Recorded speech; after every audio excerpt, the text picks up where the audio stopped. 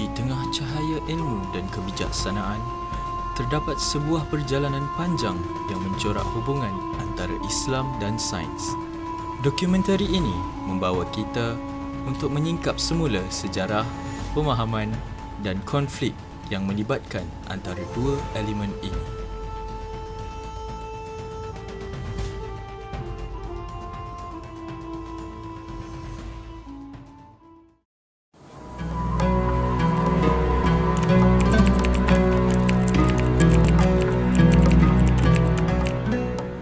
Sebelum kita membahas mengenai Islam dan sains tu, kita kena tahu apa itu definisi Islam sebagai sebuah agama. Agama menurut Webster ialah sebuah set kepercayaan dan itu menurut pandangan barat.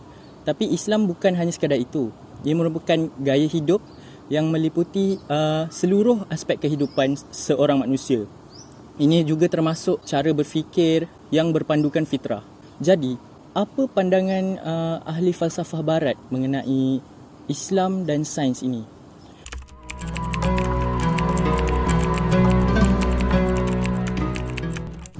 Pandangan ahli falsafah barat mengenai agama dan sains ni, pendapat ini popular pada zaman Renaissance.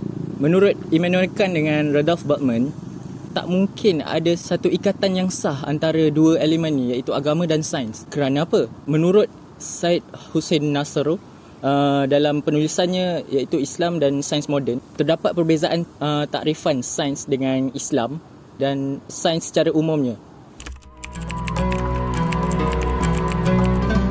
Jadi apa yang membezakan iaitu yang pertama, sains moden ni mereka menceraikan ilmu daripada kekudusan. Maknanya mereka tak meletakkan Tuhan sebagai asas dalam ilmu sains mereka. Jadi sains moden ni meletakkan kepercayaan penuh kepada bukti zahir dan alasan manusia semata-mata. Jadi Islam sebagai agama yang melibatkan gaya hidup dan cara berfikir melalui fitrah, Islam memberikan dan menghuraikan sains dan agama sebagai sebahagian daripada satu keseluruhan. Maknanya mereka tak dapat dipisahkan lah.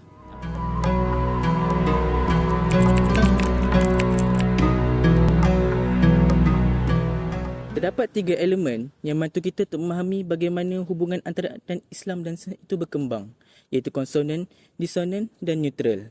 Sejarah telah menunjukkan bahawa Islam dan sains itu bersifat konsonan, itu saling melengkapi dan menyokong antara satu sama lain.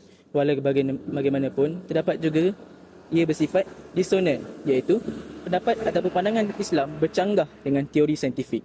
Namun, aspek-aspek yang berkaitan dengan aspek-aspek yang bersifat neutral juga boleh diambil kira, iaitu Islam atau agama tidak menyokong ataupun menentang konsep saintifik.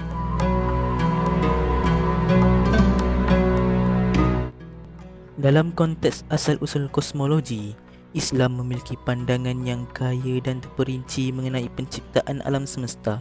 Namun perlu diingat bahawa pemahaman ini mungkin berbeza dengan pandangan saintifik.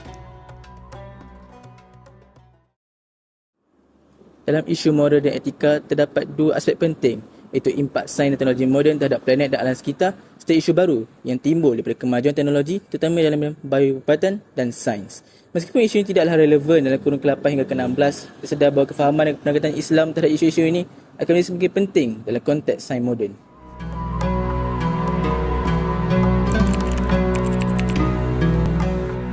Salah seorang tokoh barat yang bernama Ignaz Goldziher menganggap Islam merupakan satu penghalang kepada penyebaran sains.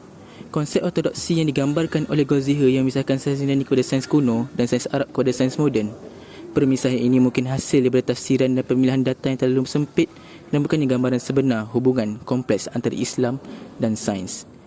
Dia juga yang menyatakan yang sains Yunani yang telah diterjemahkan ke dalam bahasa Arab tidak menghasilkan sains tulen dalam tamadun Islam. Walau bagaimanapun, pandangan ini mungkin telah memandang rendah sumbangan saintis Islam terhadap sains seperti Al-Kindi, Farabi, Ibn Sina. Pandangan Goldziher tentang ortodoksi dalam Islam sangatlah tidak sesuai, dan pandangan ini mungkin mencerminkan lebih banyak stereotip agama Islam pada abad ke-19. Pandangan Goldziher tentang Islam ini dipengaruhi oleh konteks kolonial dan penjajahan Eropah ke atas dunia Islam. Pandangan negatif ini boleh dianggap sebagai hasil daripada perspektif yang dibentuk oleh kuasa penjajah dan penguasaan Eropah pada kurun tersebut. So, untuk soalan apa antara contoh-contoh yang dapat kita pelajari ataupun kita soroti ialah yang pertama daripada kisah Ibn Sina, yang kedua daripada kisah Al-Biruni dan yang ketiga daripada Ibn Rashid. Seperti mana yang kita tahu bahawa mereka merupakan contoh kewibawaan ataupun tokoh-tokoh dalam meyakinkan dan menyatukan Islam dan sains.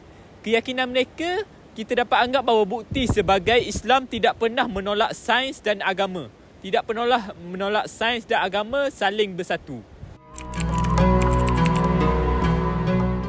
Kalau untuk tanya pula apa pendapat saya tentang Islam tu menentang sains ataupun tidak, saya sangatlah tidak bersetuju kerana saya berpegang kepada Al-Biruni yang pernah menjadi contoh bahawa pemahaman agama sangat berkait rapat dengan pengetahuan alam semesta, yang mana kita dapat lihat banyak saintis-saintis Muslim pada ketika itu sangat memahami Islam dan sains dengan baik. Jadi mereka dapat membuat teori-teori berdasarkan sains, alam semesta dengan agama. Mereka dapat menghubungkaitkan semua ni.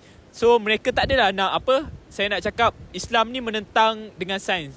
Dengan adanya sains, Islam dapat lagi berkembang, dapat lagi menepati dengan alam semesta.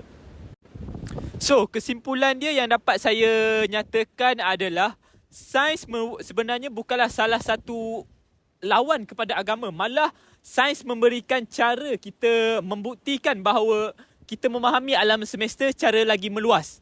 Manakala agama pula menentukan pandangan secara moral dan etika, iaitu memberi pandangan secara lagi meluas dan bagaimana kita hendak faham sains dan agama.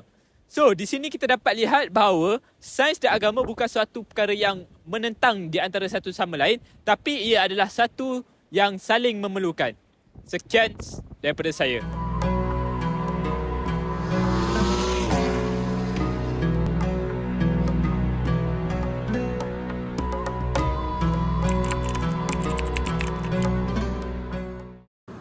Jadi apa itu Bukailism? Bukailism ini ialah suatu fahaman yang mengaitkan penemuan saintifik dengan wahyu, khususnya Quran. Hal ini kerana pengasas dia ialah seorang doktor perubatan Perancis yang bernama Maurice Bukailism.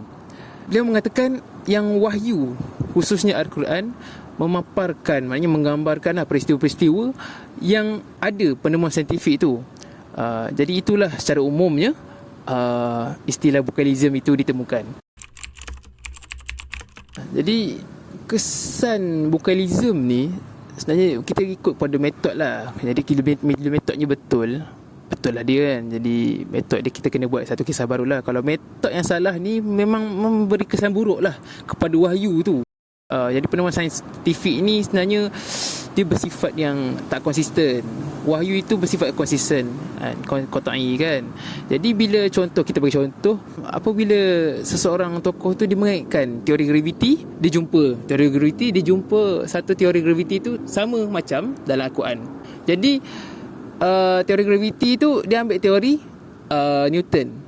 Tetapi padahal sekarang teori Einstein lebih tepat. Jadi orang akan mempersoalkan lah, kenapa Al-Quran boleh jadi tak konsisten. Tetapi itu adalah salah tokoh itu sendiri yang mengaitkan wahyu itu dengan penemuan saintifik yang tidak konsisten, itu seperti teori Newton. Jadi janganlah kita buatlah idea Bukailism ni secara melulu.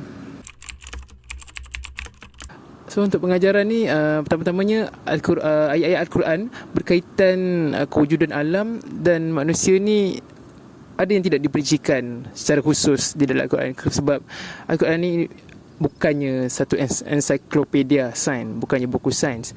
Jadi terdapat ayat-ayat yang umum menceritakan secara langsung dan secara terperinci lah. Jadi itu menjadi ruang legar untuk bicara, ruang bicara untuk para sarjana Islam kita. Jadi kesimpulannya kat sini, dia terpulang kepada sarjana Islam itu untuk membuat satu acuan, iaitu piawai, untuk menjadikan itu ilmu Islam yang sebenar dan tidak diambil di mana-mana, dan saintis Islam tidak akan dapat menyaingi saintis Barat jika mereka hanya menunggu dan mengiyakan sahaja saintis Barat dalam fenomena-fenomena ini, apabila lebih-lebih lagi Bukailism ini diaplikasikan oleh mereka.